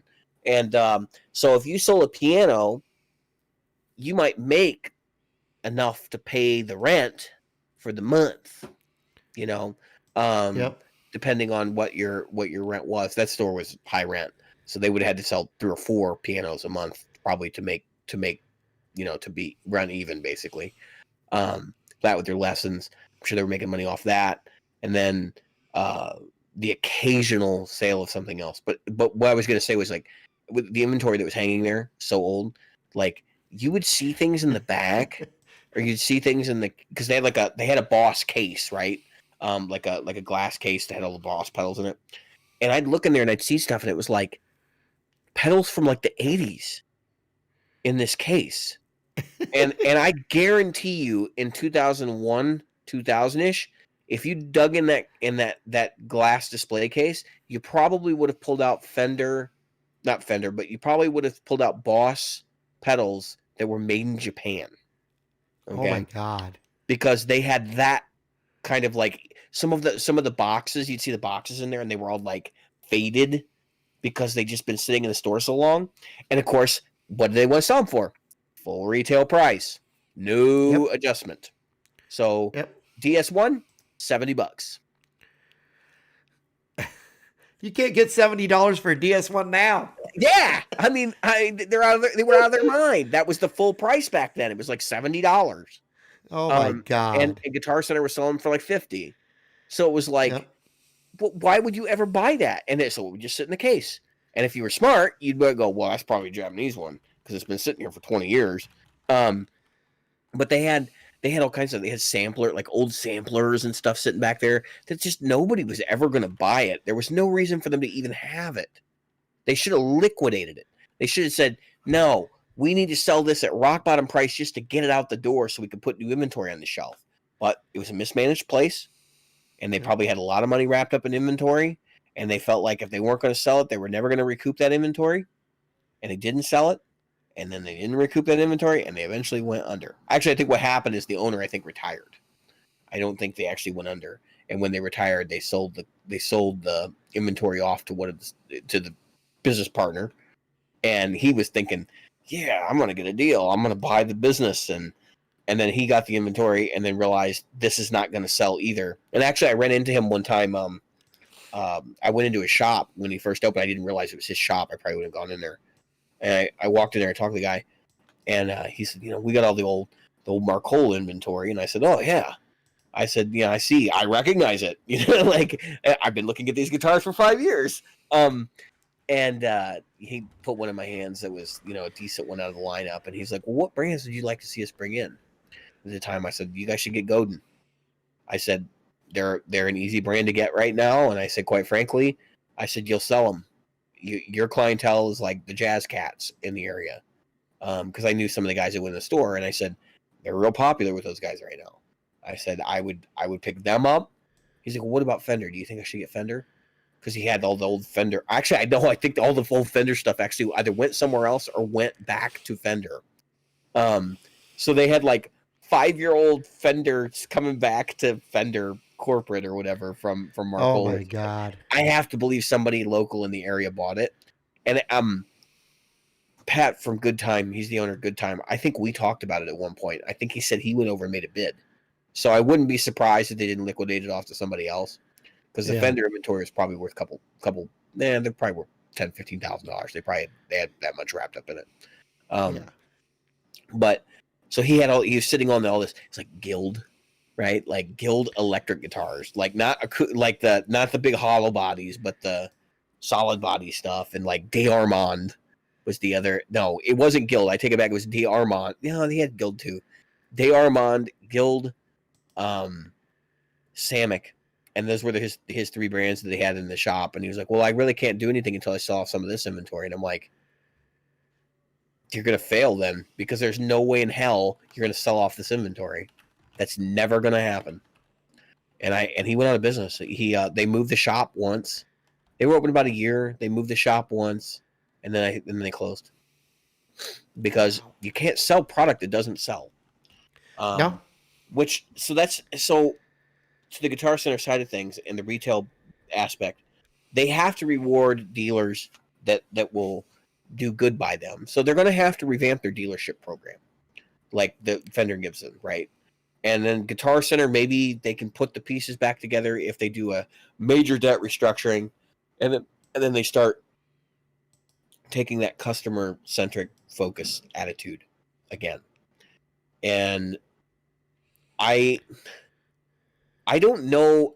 So that probably predates me when Guitar Center was great, because I remember shopping there probably about 1999 and thinking, wow, you have a guy at the front door who like goes through my bag when I leave, and thinking that's lost retention, but like everything's under lock and key in here. How the hell are you going to walk out with something that, Yeah, that was one of the first people to leave too. Yeah. Was when they started to restructure the first time, they got rid of that guy. They got rid of that job. Yeah. Which makes sense because nothing was out for you to just grab it. I mean, even back then, the pedals were in a glass case somewhere or behind the counter. Yep. The only thing you could grab, I guess, were strings, maybe. Some of the stores. And, honestly, like, I do remember there was a time we were in there and somebody stuffed a piece of rack gear down their pants and tried to walk out with it. dude. I watched, and you're not gonna stop them. The No, you can't. What are you going to do? Your job is to call the police. Yeah, a person walked out with a Martin or a Gibson or something, acoustic, expensive one. Walked right out with it here locally, a little while before I was hired. We had the worst you've got to watch isn't those people. It's not the people that come in the store, people that work there. Yeah, yeah, So we had someone rob the store of several $1,000s worth of inventory. sure, sure. Um, so they just they just cook the books until they get figured out because eventually, wait a minute, we got inventory missing, and That guy's wait, got a new guitar. you've got guitars for sale at home, and nobody checked you out because all the managers, the only people that can check you through. Yeah, yeah. So yeah, it eventually catches up with them, but you Well, know, um, you can only recoup so much. yeah, yeah. Well, and I think that the loss prevention side of that business is probably not where their money was going. Um, but they did some smart stuff. Let's talk about like the good things the Guitar Center did to try and save themselves. They brought lessons back. They built these little Yep. studio rooms in most of the store locations. Now there is a caveat there, but the lessons thing was a good idea because it gets people who their audience used to be people that played guitar, right? Now their audience is Yes. people who don't play guitar yet, and so the lesson thing was a good idea. But here's the problem with it: they took up valuable floor space for product to put in the lesson rooms in most of the stores. So is that a blessing? I mean, or is that a hindrance? I know at least in my local store, we used to have one of the top for our area. The Arlington Heights used store used to have the top used inventory, probably in the state. I would say they probably have better used inventory than even the Chicago location.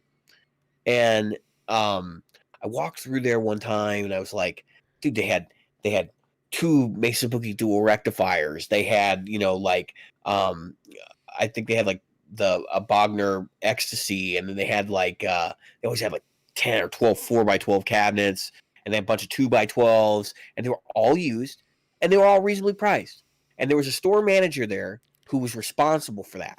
Like he brought all that inventory in. He knew people, and like when they sold, he gave them good deals on the stuff that was going to sell really well. And he was basically violating the rules. Like he wasn't supposed to be doing that, but he was responsible for that store doing extremely well financially.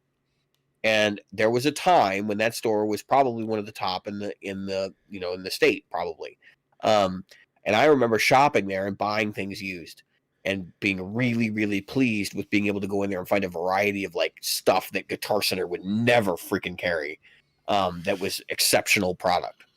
So that's what makes this funny is that like Guitar Center squeezed that guy out. They pushed him out. No longer works there. I don't know where he went. He may work at another location or something, but um, that store is now dead. Like they put in the lesson room right where the used inventory used to go. They have virtually nothing used. They have one wall of used guitars that's usually 6 or 12. Sometimes they might have 24 if it's like really stacked, but there's almost no used amplifiers. And they have really almost no amplifiers on the floor. They have like four pods. I don't know what you guys call the pods where you're at, where they put the amps on the like the stage thing, so that you Yeah. can sit down and try them out. They have four pods. They used to have 6 or 8 pods that were new and 2 pods for used gear. That's how much used gear they used to carry. And Yep. that place, you would go in there every time you go in there. I don't care if it was the next day. The used gear was rotating. Like people were going in, they were buying, and that's good economy for them. Like they're making money. Um, and I don't think the used gear was selling as well as the new gear was. But last time I went in there, they had two Marshalls, two. They had 4 Voxes. They had like an entire one of those pods filled with Fender, and they had another pod filled with Orange, and then a pod with like miscellaneous like Boss and other stuff.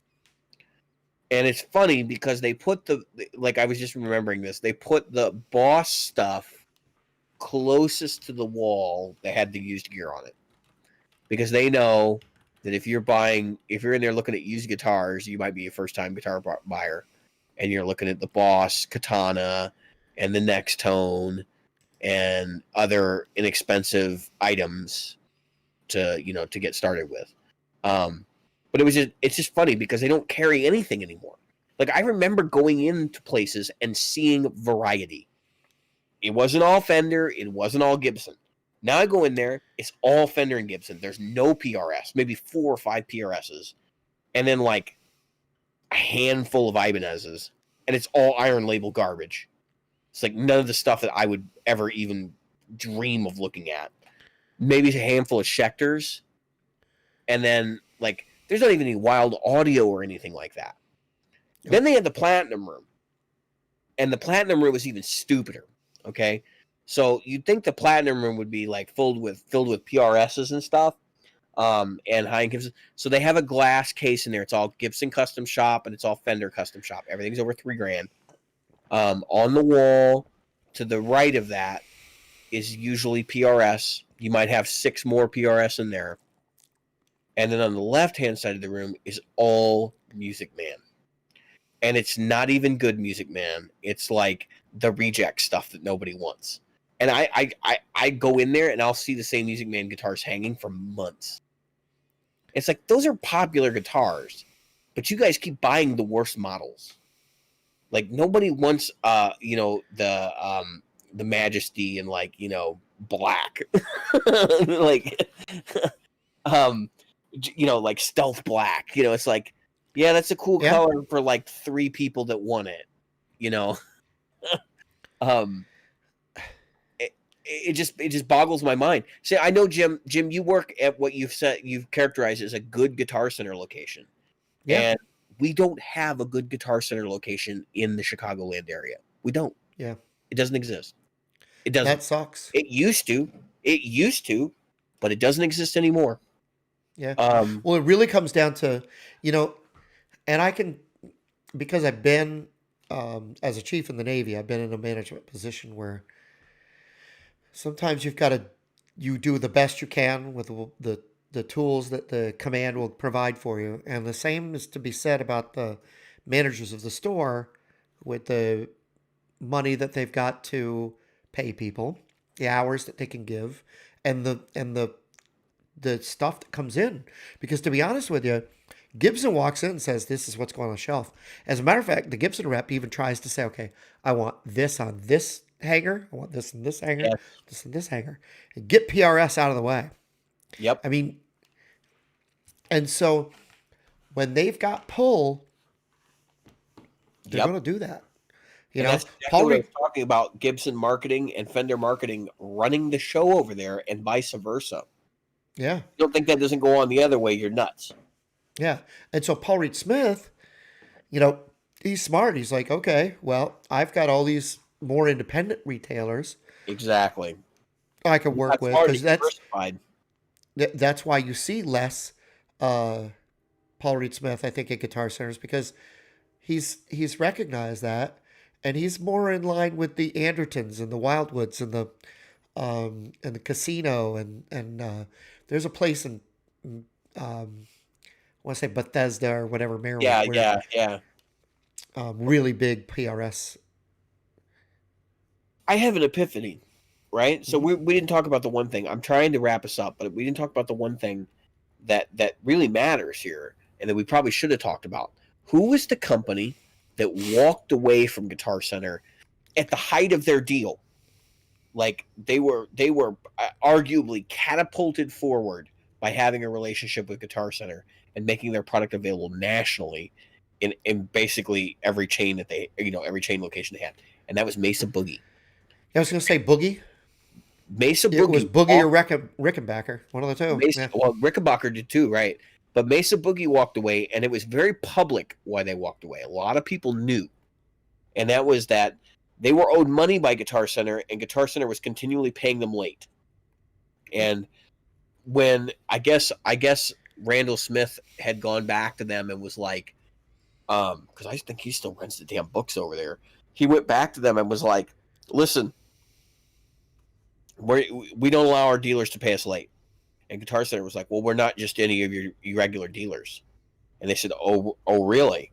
And that's Yeah. basically how that conversation went down. And then, of course, the rest is history, right? Randall Smith basically pissed all over him and said, "No, we're not doing it anymore." Um, Rickenbacker pulled for the same reason, if I'm not yeah, I mistaken. think so. I think They so. went back to them though, which I only recently. I Yeah. don't know if they're going to stay, but Rickenbacker did go back to them. So that happened, right? They walk away. I have to imagine, because there's so much overlap between the PRS community and the Mesa Boogie community, that didn't prompt Paul to look at his situation and think, "Gee, we know we're getting paid 30 days late too, 60 days late, 90 days late. Like, this is not a good practice for us to be involved in." And I wonder if Paul started to put his eggs in other baskets because of that. Because there's a little congruency that I see between Randall Smith and Paul Reed Smith. Um, Randall Smith of Mesa Boogie seems to be a guy that he runs the business like you run the family checkbook, right? He's running cash accounting. And I'm sure he's running accrual accounting. Everybody is. But he's running cash accounting in the sense that if I don't have money, there's a problem, right? Yep. And I think Paul doesn't necessarily run his company, run the books the same way, but I think Paul probably runs his company the same way, which is that I'm not, I can't be in a situation where I'm not diversified. Like, that would be dumb. And so he pulled the plug. And it's like, we're not going to have that much inventory over there anymore. Or Right. maybe we're not going to sell guitars to them, exclusive guitars to them. That'll go to this other place, and I think that's been the modus operandi there. But the cool thing about it is there have been dealers who wanted to carry Paul Reed Smith when they were only carried by places like Sam Ash and Guitar Center, who now they've got the ability to do that. I never thought that I would go into a mom and pop that has Paul Reed Smith on the wall and Mesa Boogie on the floor, and a mom and pop. But Yeah. that's where I shop, But right? that's where they are. That's where I That shop. is where they are. And it's a smart move on their part, I think. Because, you know, if you think about it, um, your buyers of stuff like that really do want to see in person that Yeah, instrument. the really expensive stuff, yes. And I'll tell you, man, I have seen some shit. I've seen some shit. I've seen some stuff go out of Good Time. Like, they bring in, and this is not an attack or like harassing or anything like that. They bring in cool colors, right? Like, so they get Mesa Boogies in like fawn white and like all these weird That's cool. Bordeaux finishes and like White is cool. they I had a mean the color. all Yeah, right. go ahead. So they had a Mesa Boogie Express, right? Yep. And so if you remember the Express, it was I believe it was a 525, but it might have been Okay. a 550. 550.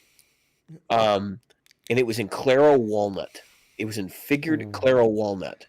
So now, Wow. do you remember what the Mesa Boogie 525 went for, cash wise? Yeah. Like Yeah. $1,400, Yep. $1,300, $1,400. They Yep. weren't 1299 terribly expensive.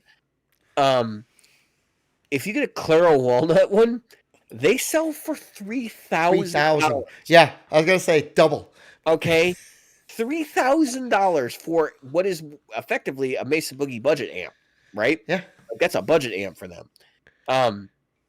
And that thing sat, and it sat for a while, and I kind of joked about like, when is that gonna go, And I was like, kind of hoping secretly, like maybe they'll discount it someday, and I can get it for like $2,000 or something. And I went in there during COVID, like the first time I went in the store, and I was talking to one of the sales reps, and he goes, "It's gone." I said, "What? Who bought that?" And he said, "Somebody came in, they paid full price for it because they don't do deals on Mesa. Nobody does." Yeah, you Uh, can't. Yeah. yeah, you'll get in trouble with Randall. Randall will show up and break your legs. And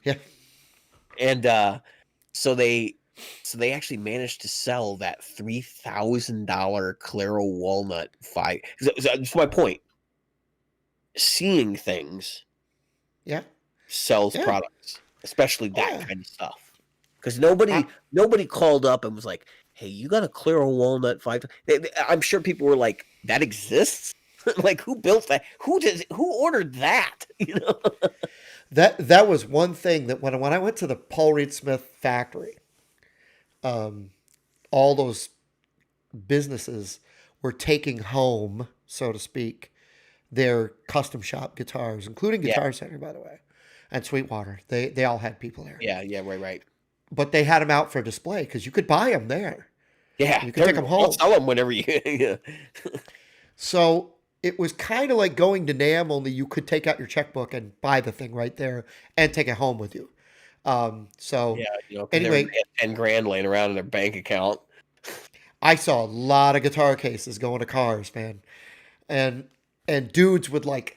I was surprised not to see handcuffs between them and their guitar cases. The way they were holding it, looking over their shoulder and everything, like I've And then, got then they a get bag of money. then they get in their car. You should have hung around because this could have been the most hilarious social media experiment ever. You should have just hung around with your camera on so that you could see the guys calling their wives and Yeah, explaining to them that so they just bought a $10,000 PR. it was surprising the number of wives who were with the husband because they knew they were going to spend money. They just, I don't know if they wanted to like control the amount of money or if they wanted to say, there you go, that's your one big, you're not Yeah, getting a I don't want to vet, hear. I don't you're want to not hear getting a about it ever motorcycle. again. Don't want to hear about it. Shut up about it. Never talk to me again. It's a fantastic event. I want to go again when they open it back up. But anyway, so so I'm up there and watching all these really cool. And of course, like I said, I didn't know who Tim Pierce was at the time, so I'm sitting there talking to Tim Pierce like he's just another freaking guitar guy. And I, saw a lot of the your regular YouTube guys that were in there, and we're walking through these guitars. And let me tell you something, that was what sold a lot of those guitars. Guys would like, oh man, oh man, oh man. You'd see one, and then you'd see 10 more that were just as spectacular and gorgeous and beautiful. And you're just thinking to yourself, do I have $8,000? Do I have one company? I almost pulled the trigger on one. It was 8.5 grand. That just, oh my god! But it was just a work of art. But the problem is, I'm not going to take an $8,000 You work of don't need art. a work of art. You need a workhorse. Right. And that was the, afterwards, I was like, oh, thank God I dodged that bullet. Because I I think took that's the the guy's title of the name and episode. By the way, not a work of art, a workhorse. yeah, I'm writing it down. I I mean, think I might actually go on a T-shirt. yeah, I think I might actually do a T-shirt for that. I just, you know, one of they had some of the most, the dragon one that's so famous. Everybody loves the dragons. They do a dragon every so many years. The There were so many. Here's the thing about their custom shop, and I don't know if Gibson and Fender have this in their custom shop. PRS doesn't do all the work necessarily. There was a there was a guy there Outsource who a lot of it. was, yeah, there was a guy there that was, he does a lot of their outsourced carving. Yeah, the inlay And he guy would, is separate, and yeah. yeah. And so he had some of his other art, like his wood displays. Hmm. Um and he had you know um PRS bodies he was working on. So you could pre-order a body for a guitar that hadn't been built yet. I mean, they had no electronics in it whatsoever. It was a piece of wood, no neck. It was just, here's a piece of wood, and he's carving it. I And mean, you could ask him to do anything. so now that we're off the Guitar Center train for a minute, let's Yeah. we're gonna head towards the end of this episode. But Yep. Yep. We got to bring it to a close. I wanted to I wanted to share a delightful insight I've had. So since the entire time that Jim's been editing episodes, and we're starting to get some out now, obviously, and hopefully we'll be able to keep pace. Yep. Um, for the entire time that this has been going on, I haven't had my Kiesel. It's been in the shop. I'm waiting on a part, right? Oh, that's right. Yeah. I'm getting a trem stop installed, so I'm waiting on the trem stop to actually show up. It's a whole thing. Long story. I'm not really like I could have picked it up today when I was in the store, um, and I'm just kind of like I'll just wait for it to get done. I got other guitars I can play. Right, it's not that big a deal to me. Um, I've been playing my Strat a lot. I've been playing my Godin a lot. I've been playing my Siegel, um, and it just kind of occurred to me today. I was like, I think I'm over the 7 string thing. I've been playing six long enough now that like I'm practicing my own tunes. I'm playing my 6 string arrangement of them, and it's okay. I still don't think it's as good as 7. But then again, I'm not on stage either, and so like the first time I do it on stage, it might be a hell of a lot better.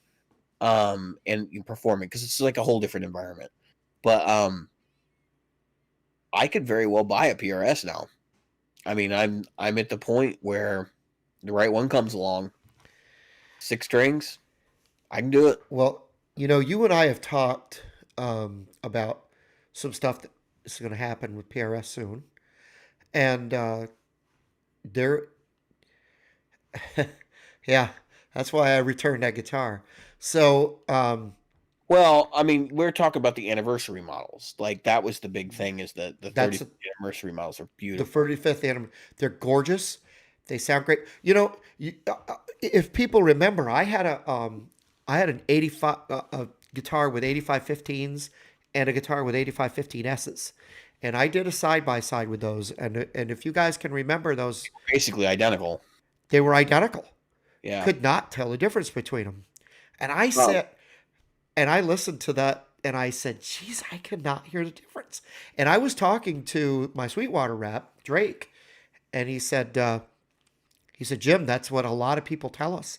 You cannot tell the difference. And that, you know, um, I would the buy the so I'm looking at if I was going to do it, I'm going to go one of two ways. I'm going to buy a CE or I yep, would buy an SE, yep, whatever model, doesn't really matter. Um and just bastardize it. Like yeah, because I mean the pickups are one thing. Like if I like the pickups are fine. Sure, yeah. great. But if you don't, I'm going to you strip the could neck switch it. because Yep, I don't want finish on the neck. I'm gonna strip the neck. yep, I'm probably gonna put stainless steel frets in it at some point. I may not do it right off the bat, but that'll happen. I will probably upgrade the nut to Tusk or depending on what's on it when I get it. If it doesn't have locking tuners, it will. yep. Um, Mine's getting locking tuners the for bridge sure. will probably get upgraded if there are upgrade bridges available, depending on what model I buy. And the Yep, whole idea would just be that like it's going to be a hot rod. It's going to be more to my spec. I tend to play guitars that are customized to what I want anyway. And I feel like the SE bodies and the SE necks are good enough to, work as a mod platform. I mean, yep, I like if you get one that looks good and it weighs, the appropriate weight, then fine. yep, Buy an SE. Who cares? Buy an S2 if that's what floats your boat. Um, yeah, Jim was talking about like we were having side conversations, and it's no secret that we're almost into 2021, and there will be a new line, a new SE line, whatever their announced guitars for 2021 that wind up being, will be you know they'll be available, and maybe they're going to be better, maybe they'll be the same, and even if they're the same, they're still good. So it's like whatever. Um, but the point is that there's new things coming. And Jim's like looking at the situation going, I got this Joe Bonamassa Les Paul, or I can wait and I can try to get a deal on 35th anniversary as the new guitars come in for 2021. yep, And I encouraged him. I'll admit. I said yep. I You think a did. PRS for you who has a And PRS tattoo would and probably he be a is better buy for you than a Joe Bonamassa 3 pickup Epiphone. and yeah, and the truth is that uh, I was thinking about that anyway. So that's But hey, I pulled the trigger. I found out what I did or didn't like, and I got to do that. Um, I'm actually looking at a custom 24 SE that is 7 pounds. Yep. Seven. Yep. 7 pounds. And it ain't That's chambered. It ain't no Les Paul chambered. nope, nope. 7 pounds 2 ounces. That's incredible. Even That's if it's not incredibly super, light. even if it's not a super resonant guitar, if you bought an SE and it was not resonant, you could put Fishman Fluence pickups in it Yeah. and then just not care. I mean Yep. that's basically. And I know somebody's probably screaming at their computer right now, going, "Fishman is not like EMG. Like they really rely on the body of the guitar and all this stuff to make the sound." The point is, they sound good regardless, and they have enough Exactly. output that it's not really going to matter. Um, I would be totally comfortable taking a dog shit SE and throwing Fishman pickups in it. And quite frankly, that may be where I end up. It'd be a pretty unique thing. Not everybody else would have a PRS with Fishmans in it. Um, Yeah, exactly. so, um, And of course, you've got Nick, who can make stellar and that was the other pickups. option. I go back to Nick and get him to make me another set of pickups that are just rocking. I got to get that Shingze back. That's another thing that's been Where is that? bugging me. It's with Dan Kish has got it. He's been Oh, he had it. And he was working on it, and then like I guess the selector switch broke, and like it's just been sitting out there, and I just haven't gone out to collect it. It's been out there since basically the July following Gearfest 2 years ago. You oh know, my God! I didn't realize it's it was been out gone there that for like a long. year and a half now, or 2 years, close to Holy it. crap! Yeah, yeah. So I got to That's go a out. I guitar. was actually going to go out and get it last weekend, and then stuff happened, and then this weekend it was clean, and then next weekend I have something else planned. Um, Yep. so it's like when I finally get around to being able to get out there, maybe I'll lose my job, and then I can just drive out there during the week and pick it up in the There you evening. go. I'm thinking about taking a day off and just freaking. I'm thinking about quitting. Yeah, well, that would. I'd love to have that cross my mind, but it will not happen. You're not if you're not the age where you have short timers yet. My dad's got short timers. He Does can he? quit at any moment. He's just like, if they tell me the wrong thing, he's just a He's wonderful. gonna like, yep, I'm out of here. Well, See apparently, you guys. apparently he's yeah, I probably shouldn't say that on the show. Anyway, I have been David, I've been Jim. and tonight we were practical guitarists again. Yes, we were.